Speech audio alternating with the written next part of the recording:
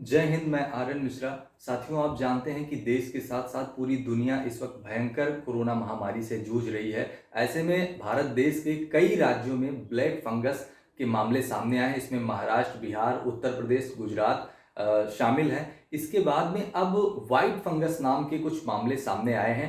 आज हम इसी पर बात करेंगे। आइए जानते हैं कि आखिर ये वाइट फंगस है क्या, कैसे आया है, क्या है पूरा ये मामला। उत्तर प्रदेश के मऊ जिले के एक मरीज में सफ़ेद फंगस का मामला पाया गया है। इससे पहले बिहार में भी वाइट फंगस के मामले पाए जा चुके हैं।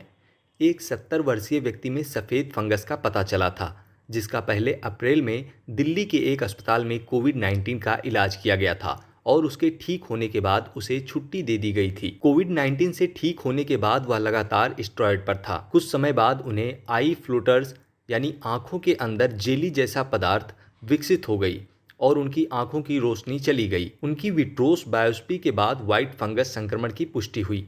आदमी का इलाज चल रहा है। चिकित्सा विशेषज्ञों का कहना है कि सफेद फंगस के अन्य राज्यों में फैलने के अधिक प्रमाण नहीं मिले हैं, लेकिन विशेषज्ञों का मानना है कि रिपोर्ट के अनुसार यह वायरस की तरह विषाणु जनित हो सकता है। व्हाइट फंगस ब्लैक फंगस से कम खतरनाक है, ये कहना है दिल्ली के LNJP हॉस्पिटल के MD डॉक्टर सुरेश कुमार का। उन्होंने बताया कि व्हाइट फंगस ब्लैक फंगस जितना खतरनाक नहीं है।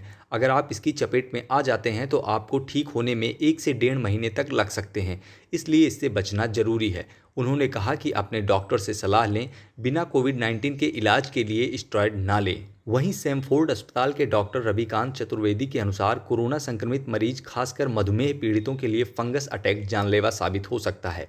दरअसल कोरोना संक्रमण के कारण शरीर का रोग प्रतिरोधक क्षमता कम हो जाता है। फंगस इसी फिराक में रहते हैं। जैसे ही शरीर कमजोर हुआ, फंगस और बैक्टीरिया का समूह शरीर पर अटैक कर देता है। शरीर में प्रवेश करने के बाद ये बैक्टीरिया और फंगस कोरोना वायरस के साथ मिलकर शरीर के नाजुक अंगों पर हमला कर देते हैं।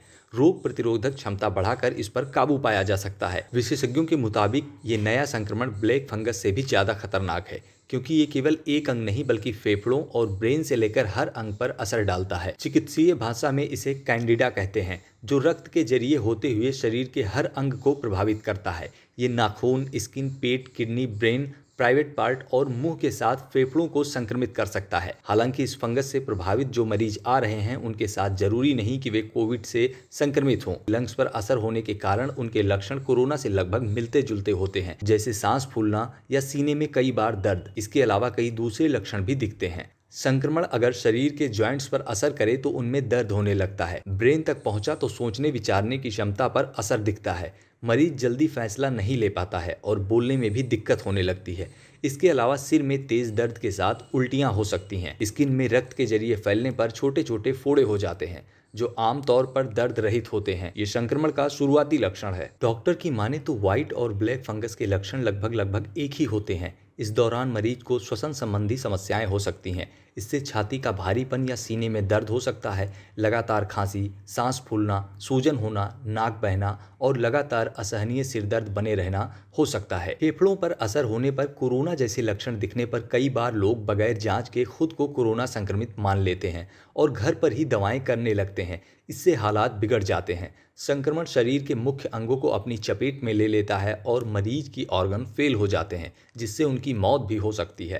अंग्रेजी वेबसाइट टाइम्स ऑफ इंडिया में छपी रिपोर्ट के मुताबिक यह संक्रामक रोग नहीं है, यानी कि एक व्यक्ति से दूसरे व्यक्ति में नहीं फैलता, लेकिन जिसे होता है वह उनके महत्वपूर्ण अंगों में फैलकर गंभीर समस्याएं उत्पन्न कर सकता है। खासकर डायबिटीज, कैंसर व अन्य ऐसे रोग जिनमें मरीज लगातार स्टेरॉयड का इस्तेमाल करते हैं, उन्हें भी इस फंगस से पीड़ित होना पड़ सकता है। इस रिपोर्ट के मुताबिक इसमें महिलाओं और बच्चों को भी खतरा हो सकता है। डॉक्टरों ने चेतावनी दी है कि ब्लैक फंगस की तरह व्हाइट फंगस भी किसी व्यक्ति में गंदे सतहों के संपर्क में आने से फैल सकता है और जो रोगी लंबे समय तक ऑक्सीजन पर हैं या अनफिल्टर्ड ऑक्सीजन सिलेंडर का उपयोग कर रहे हैं, उन्हें भी इसका खतरा हो सकता है। यही कारण है कि स्वच्छता का विशेष ध्यान देने की जरूरत है। इसीलिए इस तरह के कोई भी लक्षण दिखने पर स्वयं डॉक्टर ना बने, नज़दीकी अस्पताल में दिखाएं या डॉक्टर की सलाह पर दवाएं लेना शुरू करें। सतर्क रहें, सुरक्षित रहें।